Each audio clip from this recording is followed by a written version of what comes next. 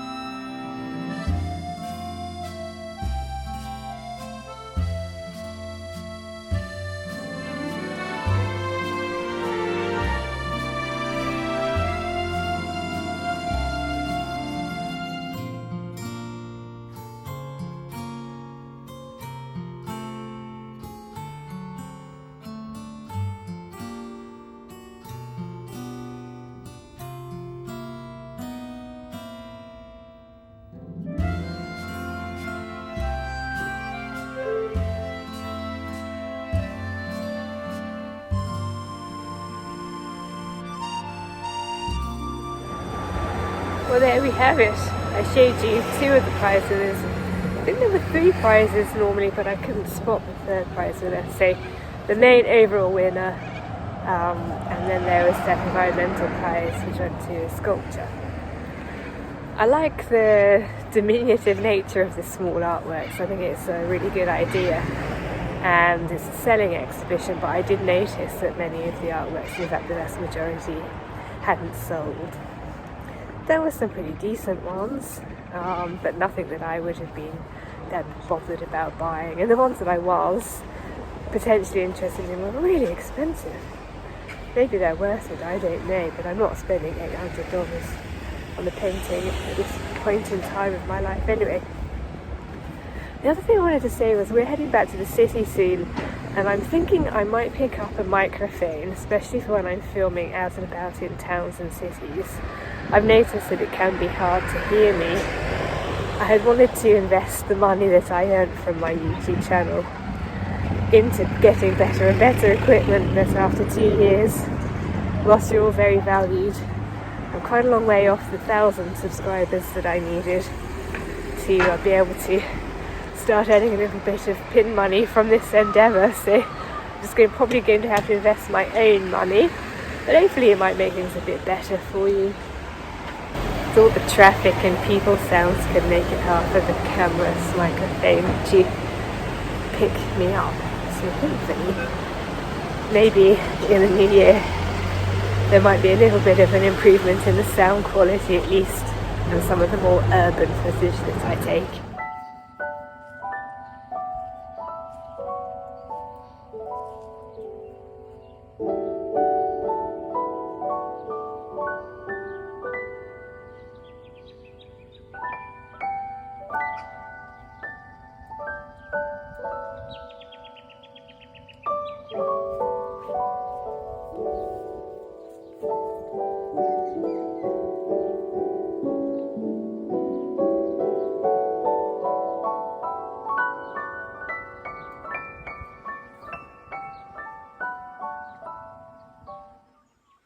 I'm beginning this morning mixing up our two-stroke because whilst we were away in Brisbane, one of the great big acacia trees that had died, that we had taped up to keep an eye on, has fallen over. So we're going to go and semi-process it because time's a bit pressing for us at the moment. But what we're going to do is cut it up into burnable lengths. I'll bring some down to the house, and then over the next few days, as time allows, we'll bring the rest of it down to our wood pile. So I am starting this morning by mixing the two-stroke that we'll need for his chainsaw. Obviously my chainsaw is battery powered, so I don't have to worry about that. But it's a beautiful morning. It's apparently going to rain and rain tomorrow, so this is our best opportunity to get this this tedious but useful job out of the way. I have all the things I require assembled. Basically, I fill this jug up to 1,000 mils with petrol. And then I add one of these tablespoons of this. I'm using this up, and then I've got a new bottle of Husqvarna brand. And then I pour it into here. The way I remember which one's which, as well as just knowing, is that when you add the petrol, if you don't know, is sort of yellowy, urine-y sort of colour. And when you add the two-stroke oil, which is blue, it makes green. So two-stroke goes in the green bottle. I wish the petrol bottle was yellow, but for some reason petrol bottles tend to be red. The big one is. Anyway, so the yellow and the blue go in the green, and the green goes in the chainsaw and the brush cutter. Right, I've assembled the equipment I need. Let's head up there. Fingers crossed, Will will join us presently, but to be honest, you never can tell. We're having to do this old school because of where it is, so forgive me for being a bit out of breath to push that up the hill, but this is what we're dealing with.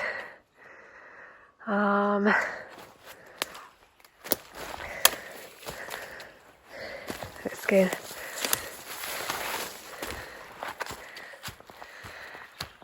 Take a closer look at the back of it. Okay. So here we are. As you can see, it's caused quite a lot of destruction to the footpath here. This is the root ball. You can see how shallow it is there. It's one of the reasons these trees just go like this.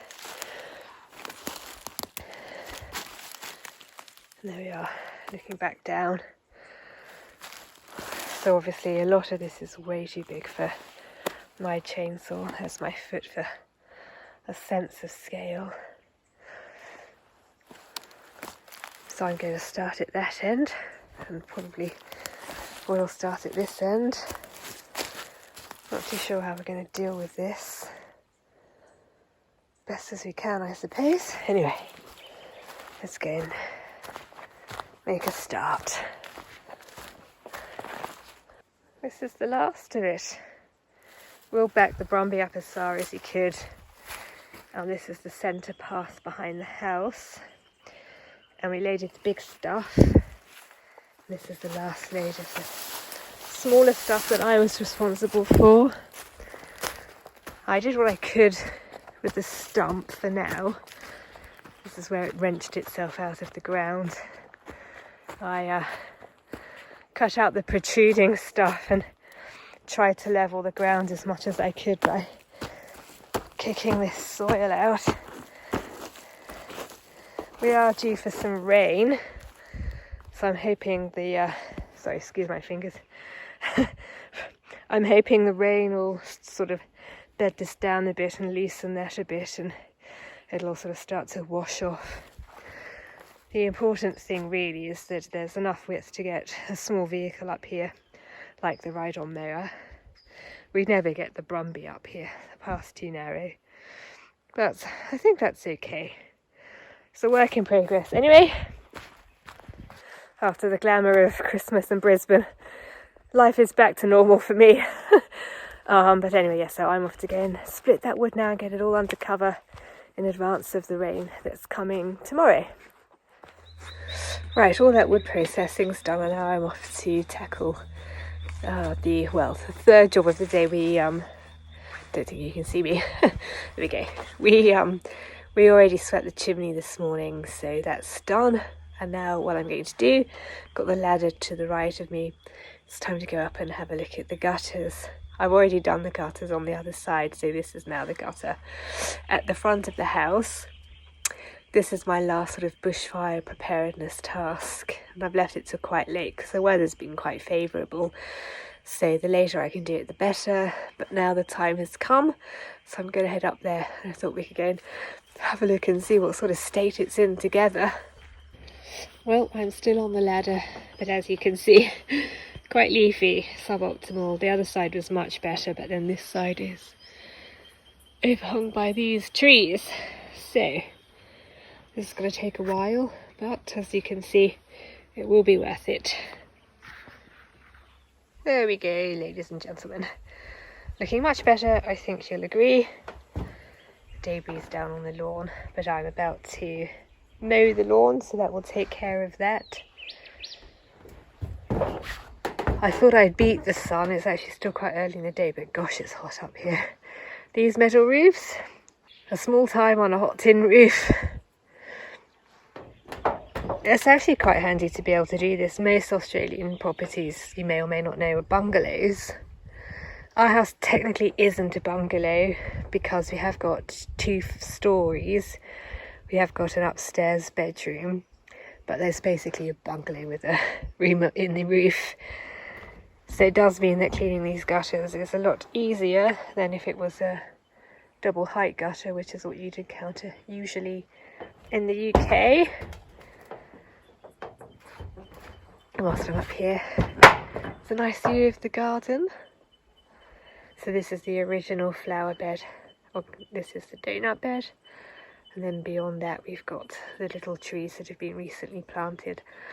That's the tree, the pear tree, that I put the cage around to try and protect it from the sun.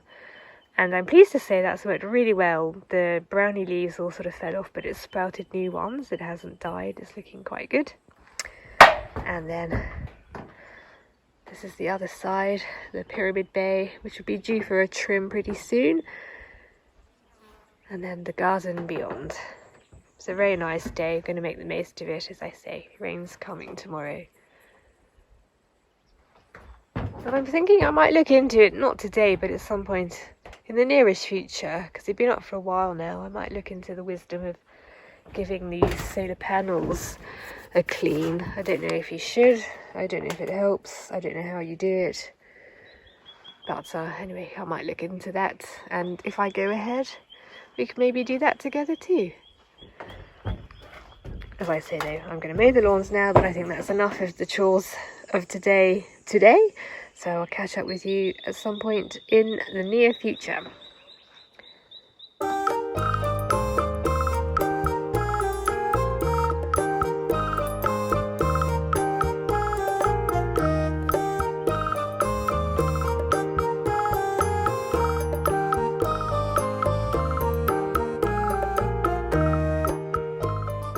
There's a little blackbird hopping around.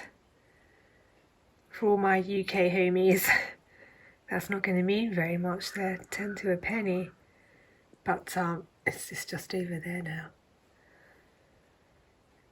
If you've ever lived overseas though, you may be better able to appreciate how nice it is just to occasionally get these little reminders of home. And we don't actually get many European birds in the garden. Blackbirds, in fact, are the only one I can think I've seen. There are other European and North American non-native birds, let's say, in Australia. I've seen here sparrows, house sparrows.